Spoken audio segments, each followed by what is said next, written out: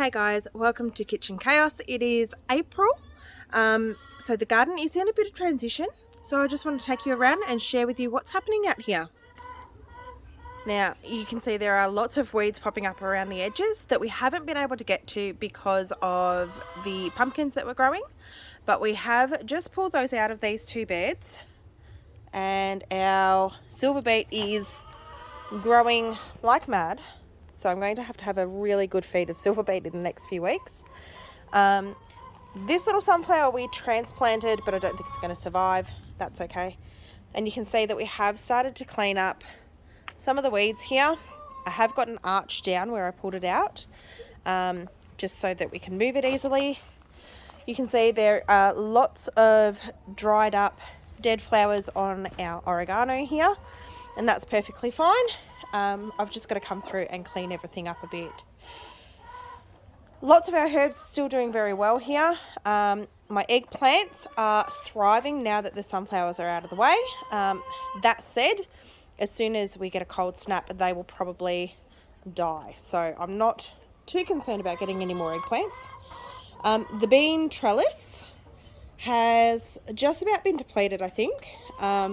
There are not very many beans popping up now, and that's okay because I have a fridge full.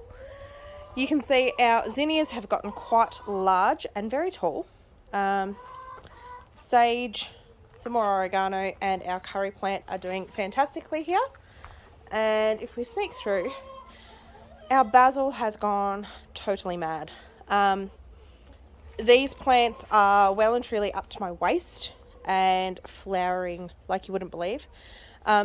As you can see, we've got some very active bees happening. They're absolutely loving this basil, so I'm not in a rush to pull it out. I'm quite happy for it to be here and just feed the bees. We've got some lettuces underneath here. And you may remember that I had nicknamed this lettuce lane because I had these lettuces that I had planted, and on the other side I had lettuces that I started from seed myself. Unfortunately, the birds dug them up, so that didn't last. And we've now got these three beds covered in mesh. So this is a little bit taller than me. They're just frames from Bunnings, nothing special, with a net over the top. And the idea here is for it to be an exclusion zone for the caterpillars and potato moths, because I'm going to put all my brassicas in here. Now, for those of you who don't know, a brassica is anything in the family of broccoli, cauliflower, and cabbage. They're really cold hardy, so you tend to grow them in the winter months. But they are an absolute favourite of caterpillars and potato moths, so they get eaten really bad. I lost most of my broccoli plants last year due to the caterpillars, so hence the exclusion netting this year. Okay, so here are our chookies. They're doing fairly well. We have had some mites go through the coop, and I think that was mostly as a result of one of our hens turning broody. We reset up our compost bins over there. I'm not sure if they were there last month, but the weeds have come through again. We need to lay down some serious mulch. We're getting to it. This bed's currently empty. This is where we had the passion fruit. Now, I pulled the passion fruit out and put it into a pot because all these potatoes started popping up. Now, as you can see, we've got a combination of potato plants and grass in here. But given that the potatoes grow under the surface, I'm really not too concerned. These here are the last of the tomatoes. Whilst the tips look really healthy still, you can see that most of the innards of the plants have just dried up and died. So I'm going to be pulling these out probably over the weekend. The fruit is just no longer ripening, so it's not really doing me any good to have them there. However, our sweet potato vines over the back here, I planted 2 in this bed, and 2 in this bed, and they're looking very happy. We have, however, had another potato pop up, so we'll see how this goes. I'm just going to leave it for now. If this bed fills up with potatoes, we'll deal with it after that. We do have a heap more pumpkins here. that are thriving.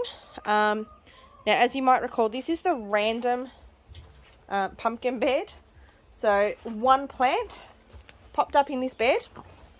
Don't know when it was, when the seed got in there, but it popped up and it has put on all these fruit. We also have another potato plant that has popped up here as well. So the 3 beds that had potatoes in them have all had a couple of plants pop up. So we might get a surprise harvest of potatoes, but I doubt it'll be many. All our strawberries are still kicking.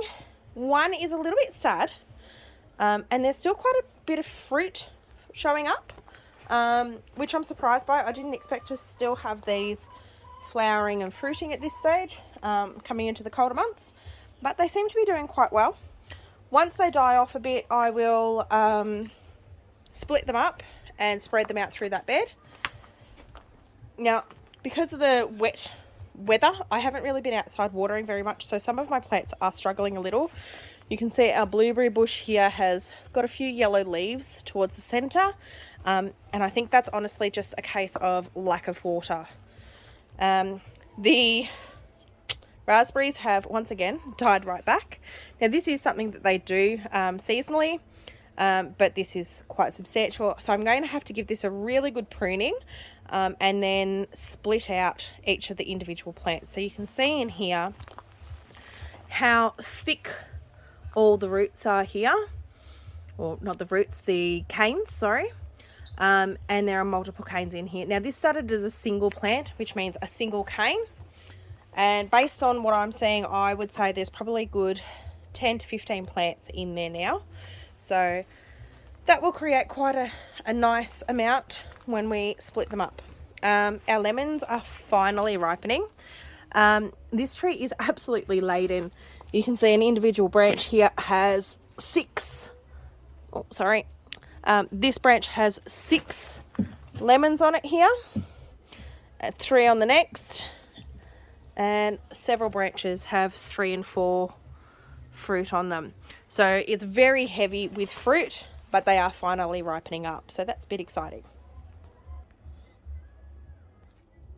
Alright guys, I hope that was interesting for you today. I know it was a very quick one, but with the garden in transition, there's really not a huge amount to show you. I am going to be planning out those brassicas in the next week. So I will take some photos and pop them on my Facebook page so you can keep track of them there. I'll also be sharing my previous harvest of pumpkins from the original bed where we started today's video. So you'll be able to keep track of all the things that I'm doing in the garden and what's due to be planted. Alright, have a good one guys. Bye.